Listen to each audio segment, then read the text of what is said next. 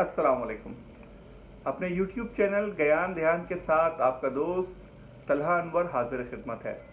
आप सबकी बेशुमार मोहब्बतों और तवज्जो की बदौलत हमारा ये YouTube चैनल ज्ञान ध्यान हर रोज़ तरक्की करता चला जा रहा है और आप लोगों के कमेंट्स, तजवीज़, आरा और कॉल्स की सूरत में मुझे हर रोज़ एक नया जाविया मिलता है, जिससे मेरी तमाम तर कोशिश ये होती है कि अपने चैनल को मज़ीद बेहतर और मौसर बनाऊं और इस आवाज़ को मज़ीद आगे पहुंचाने के लिए, इस पैगाम को मज़ीद तक़वियत देने के लिए मेरी आप लोगों से दरख्वास्त है कि प्लीज़ सब्सक्रिप्शन ज़रूर करें, बेल आइकन दबाएं, अपने व्हाट्सएप और दीगर ग्रुप्स के अंदर इसको शेयर करें और साथ ही साथ लाइकिंग का सिलसिला भी जारी रखें। तो आज जिस मौजू पे मैं बात करने लगा हूँ वो निहायत ही अहम और गौरतलब होने के साथ निहायत ही फ़िक्र अंगेज़ भी है। और इस मौजू पर गुफ्तगू करने से पहले मैं चाहूँगा कि मैं इस हवाले से पस मंज़र से आपको आगाह कर दूँ। आज कराची के अंदर जो नौजवान तबका 20, 22, 35 साल की लगभग दरमियान उम्र में मौजूद है, उसने यकीनन वो दौर भी देखा है कि जब कराची शहर बंद हो जाया करता था। कराची शहर के अंदर खू का आलम भी हुआ करता था, कराची शहर के अंदर खूरेजी भी होती थी और कराची शहर के अंदर लोग भूखे प्यासे घरों में महसूर भी हुआ करते थे। और उस दौर से पल के बढ़ के जवान होने वाले लड़कों ने और लड़कियों ने वो दौर भी देखा कि जब इस शहर के अंदर जाने से पहले वालिदैन अपने बच्चों को इमाम ज़ामन बना करते थे, नौकरी पे निकलते थे तो उनकी पहले नज़र उतारी जा करती थी और उनका सदका दिया जाया करता था। मगर आज के हालात पहले के हालात से मुख्तलिफ ज़रूर हैं, मगर उस मुख्तलिफ हालात के अंदर भी हमारे उन नौजवानों को वो मौके, वो अपॉर्चुनिटीज़ और वो चीज़ें मुयस्सर नहीं हैं जिनका वो हकीकी तौर पे हकदार है। जब किसी भी मुल्क का बाशिंदा उस मुल्क में पैदा होता है तो पैदाइश के साथ ही वो उस मुल्क के अंदर मौजूद तमाम हुकूक जो कि उस मुल्क का पर्टिकुलर आइन उस शहरी को देता है, उनसे मुस्तफ़ीद होना चाहता है। मगर हमारे मुल्क के अंदर जब बुनियादी चीज़ जिसको हम एजुकेशन, इल्म कहते हैं, उसी के दरवाजे बच्चे पे ना खुले तो वो मज़ीद तरक्कियाँ और मज़ीद मंजिलें कैसे तय करे।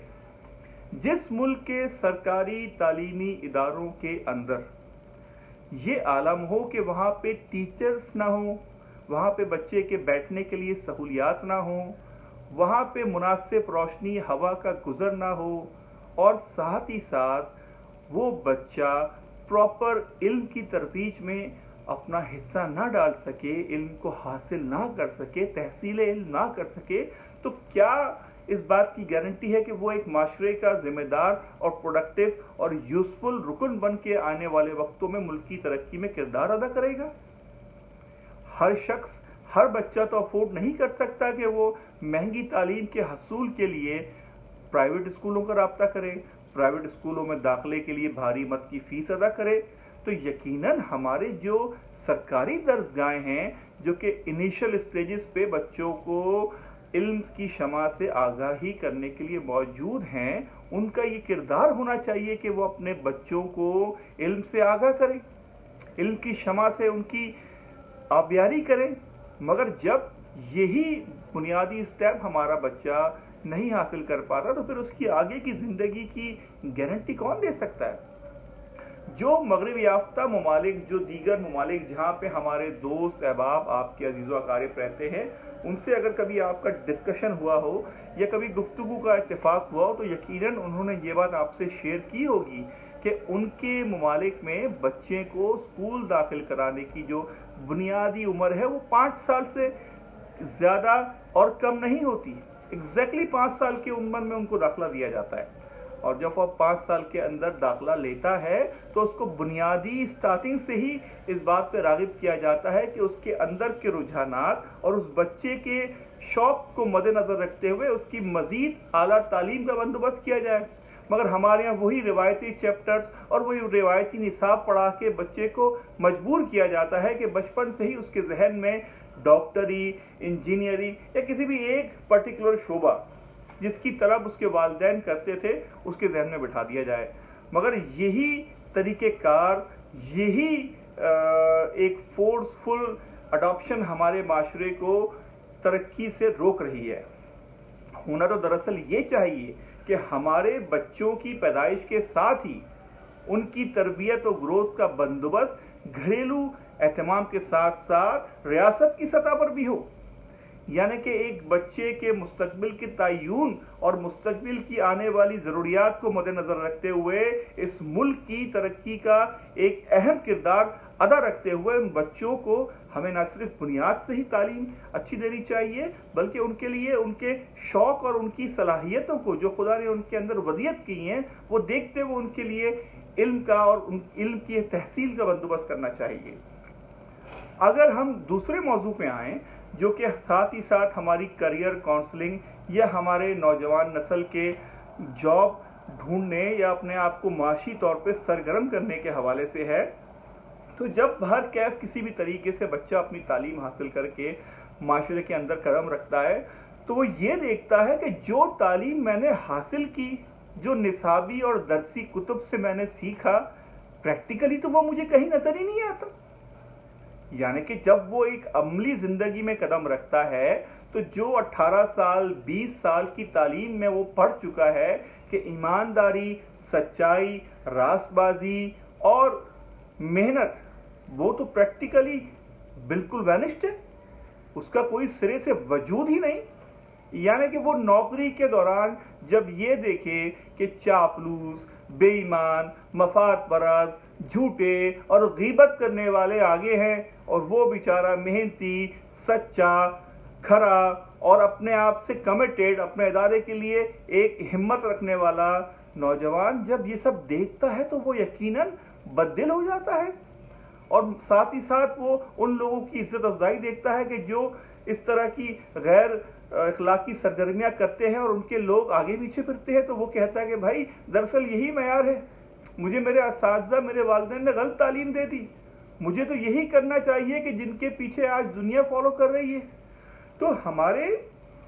कौलो फैल में तजाद की वजह से हमारे नौजवान दरअसल उस चीज़ से दूर होते चले जाते हैं और उस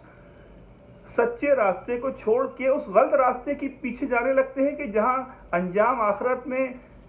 जहन्नुम के सिवा कुछ भी नहीं और मुल्क की तरक्की में भी कोई किरदार अदा नहीं होता।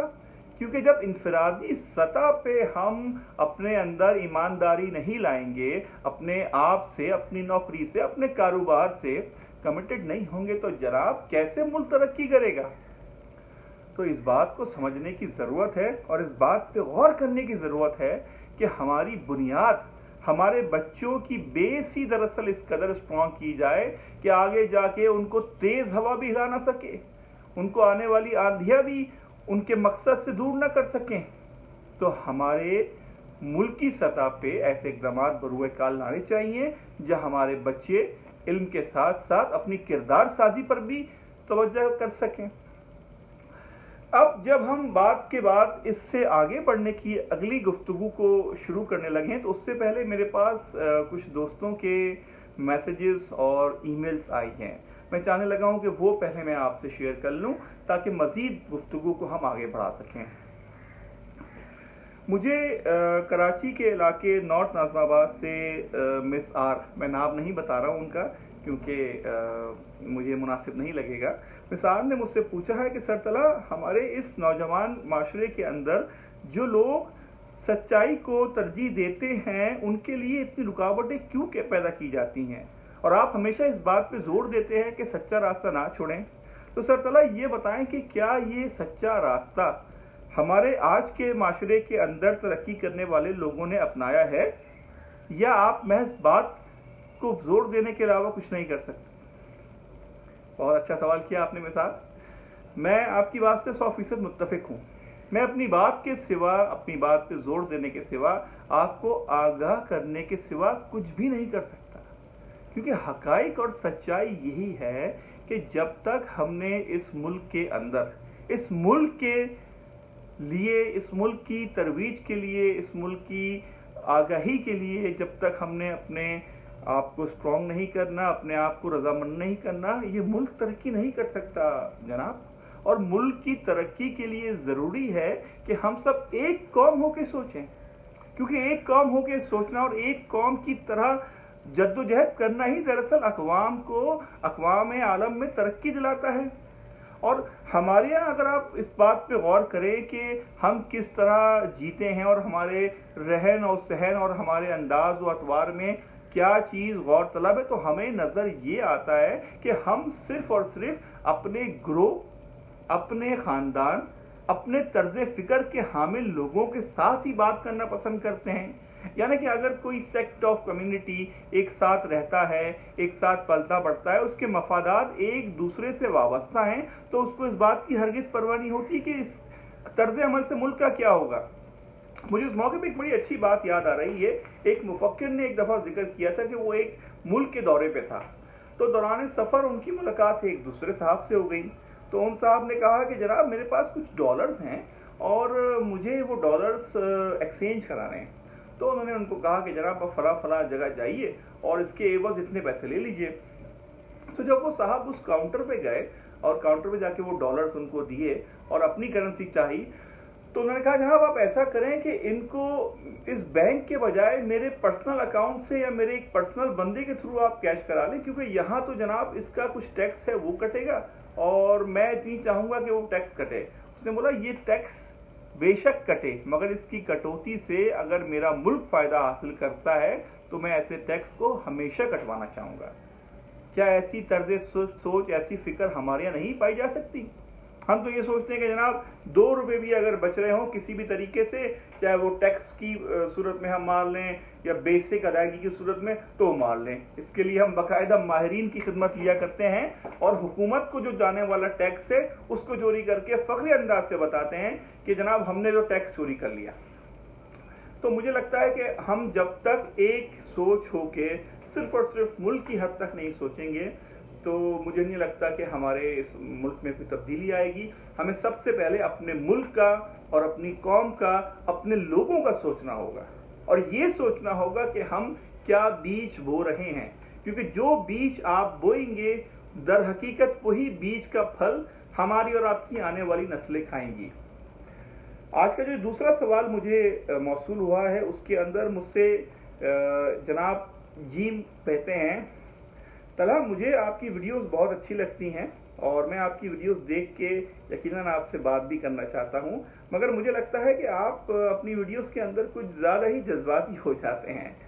تو میں ان باتوں کو یہ سوچ کے آپ سے کرنا چاہوں گا کہ آپ ابھی نوجوان ہیں, آپ کی عمر بھی کم ہے, لیکن آپ کی جو باتیں ہیں وہ شاید کسی تلخ تجربے کا نتیجہ ہیں. اگر ایسا ہے تو پلیز مجھے بتائیں, اور پلیز یہ بھی بتائیں کہ آپ ہمارے نوجوانوں کے لیے کوئی مستقبل میں پروگرام رکھتے ہیں. بہت شکریہ آپ کے سوال کا جناب جیم. تو مجھے پہلی بات تو یہ کہ آپ کے سوال بے حد اچھا لگا. آپ نے جو بات کری وہ میرے دل کی بات ہے.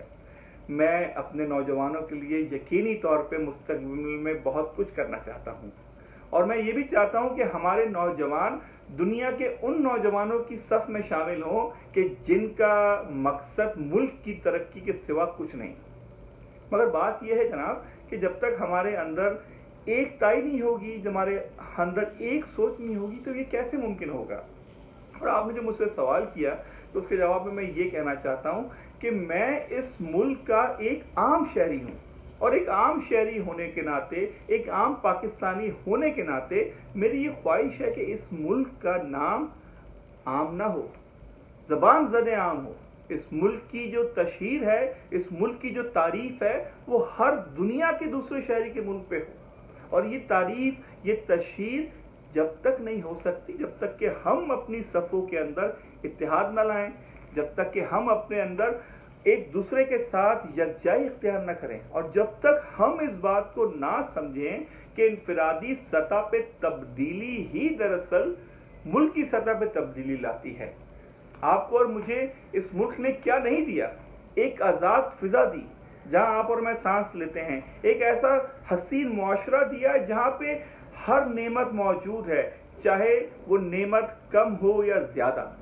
مگر بات دراصل یہ ہے کہ ان نعمتوں کے درست استعمال, ان کے درست प्रोडक्टिव अंदाज से तरीकों को संभालना और लेके चलना ही दरअसल इस बात की जामिन होती है कि उसकी आगे वाली तरबीज, उसके आगे वाले वक्त, उसके आने वाले मुस्तकबिल की वो पेशबंदी कर सके। और हमें बहरहाल इस बात की बहुत खुशी है कि आज शायद हमारा नौजवान पहले के मुकाबले में बाशऊर भी है और यकीनन वो जहन भी रखता है। तो आज का तीसरा सवाल मुझे एक मेरे ख़ास दोस्त ने मुझे भेजा है और उनका ये पूछना है कि तलहा, तुम जो आजकल बात कर रहे हो, ये बात तुम पहले भी करते थे, मगर अब तुमने इस प्लेटफॉर्म को इख्तियार करके मुझे न सिर्फ खुशी दी बल्कि ये भी एहसास दिया कि तलहा तुम दुरुस्त थे। और इस बात को मज़ीद आगे बढ़ाने के लिए मुझे ये बताओ कि मीडिया का रोल तुम क्या देखते हो, बिलखुसूस हमारे नौजवान सहाफ़ी हजरात को तुम किस तरह से समझते हो?